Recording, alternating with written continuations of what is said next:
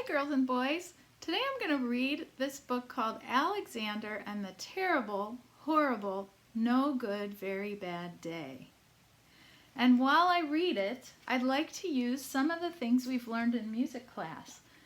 You can help me with the things that keep repeating. So that phrase, terrible, horrible, no good, very bad day, we know all those rhythms from what we learned in music class. So if you remember, you can say with me, ti-ti-ta, ti-ti-ta, ta-ta, ti-ti-ta, ta. And this is for rest, right, which is our silent beat. So when we do that, I'm going to play those rhythms on my little drum. And if you could just pat your lap or clap, you can say the words and clap the rhythms. Terrible, horrible, no good, very bad day. So that we can do it together. And the second thing is something new. Whenever in the book the word Australia comes up, notice these two symbols right here. First of all, you have a point and the angle opens up. That means get louder. So we start soft and we get louder. And then once we're loud, at the end we get softer. So I'm going to play on this xylophone. I'm going to roll on just one bar and I'm going to start soft, get louder, and then get soft again. And when I do that, will you do this with your hands for getting louder and getting softer? So Australia. Australia. And then we can do this together. All right, so let me get ready and we'll start with our book. Alexander and the Terrible, Horrible, No Good, Very Bad Day.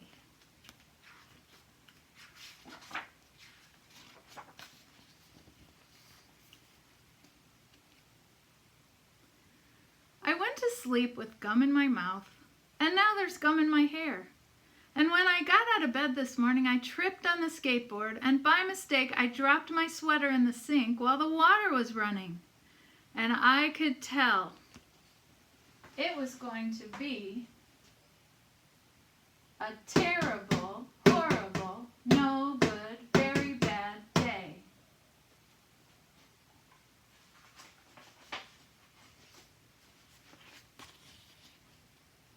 At breakfast, Anthony found a Corvette Stingray car kit in his breakfast cereal box, and Nick found a junior undercover agent code ring in his breakfast cereal box. But in my breakfast cereal box, all I found was breakfast cereal. I think I'll move to Australia.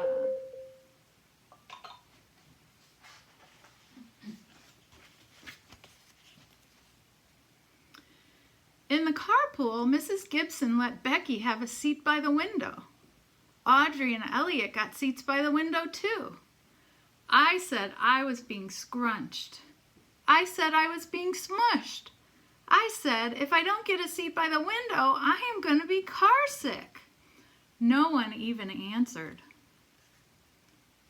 I could tell it was going to be a terrible, horrible, no good, very bad day.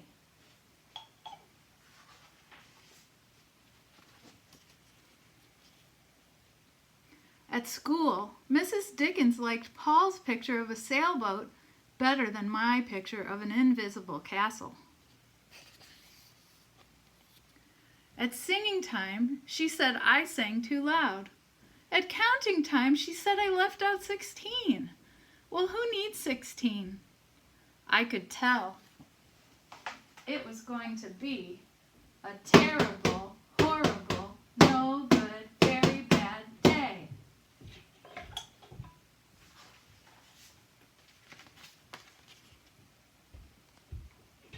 I could tell because Paul said I wasn't his best friend anymore. He said that Philip Parker was his best friend and that Albert Moyo was his next best friend and that I was only his third best friend. I hope you sit on a tack, I said to Paul. I hope the next time you get a double-decker strawberry ice cream cone, the ice cream part falls off the cone and lands in Australia.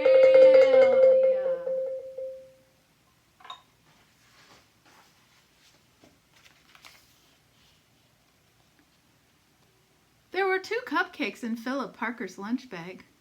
And Albert got a Hershey bar with almonds. And Paul's mother gave him a piece of jelly roll that had little coconut sprinkles on the top. Guess whose mother forgot to put in dessert? It was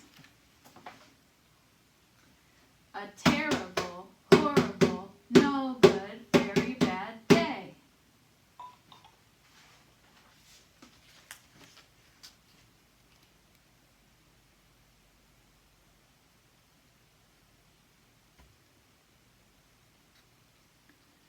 That's what it was, because after school my mom took us all to the dentist, and Mr. Fields found a cavity just in me. Come back next week and I'll fix it, said Mr. Fields. Next week, I said, I'm going to Australia.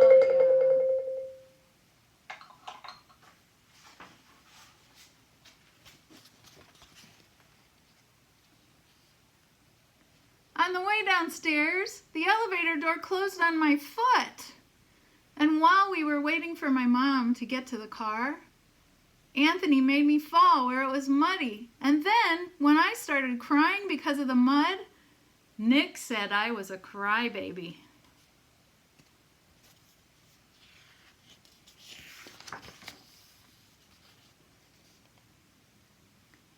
While I was punching Nick for saying crybaby, my mom came back with a car and scolded me for being muddy and for fighting. I'm having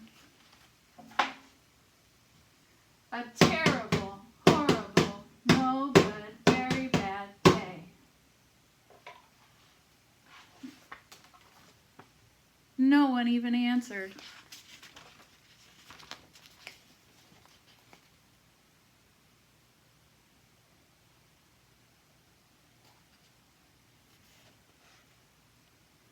So then we went to the shoe store to buy some sneakers. Anthony chose white ones with blue stripes. Nick chose red ones with white stripes, and I chose blue ones with red stripes. But the shoe man said, "We're all sold out. They made me buy plain old white ones, but they can't make me wear them."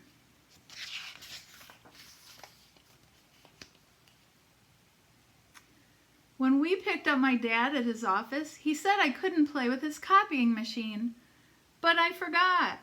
He also said to watch out for the books on his desk, and I was as careful as I could, except for my elbow. He also said don't fool around with his phone, but I think I called Australia. My dad said, please don't pick him up anymore. It was a terrible, horrible, no good, very bad day.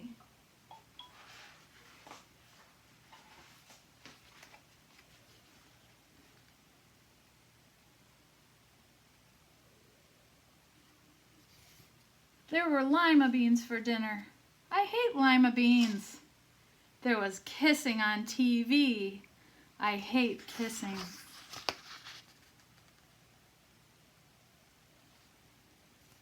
My bath was too hot. I got soap in my eyes. My marble went down the drain, and I had to wear my railroad train pajamas. I hate my railroad train pajamas. When I went to bed, Nick took back the pillow he said I could keep. And the Mickey Mouse nightlight burned out, and I bit my tongue. The cat wants to sleep with Anthony, not with me. It has been a terrible, horrible, no good, very bad day. Mom says some days are like that. Even in Australia.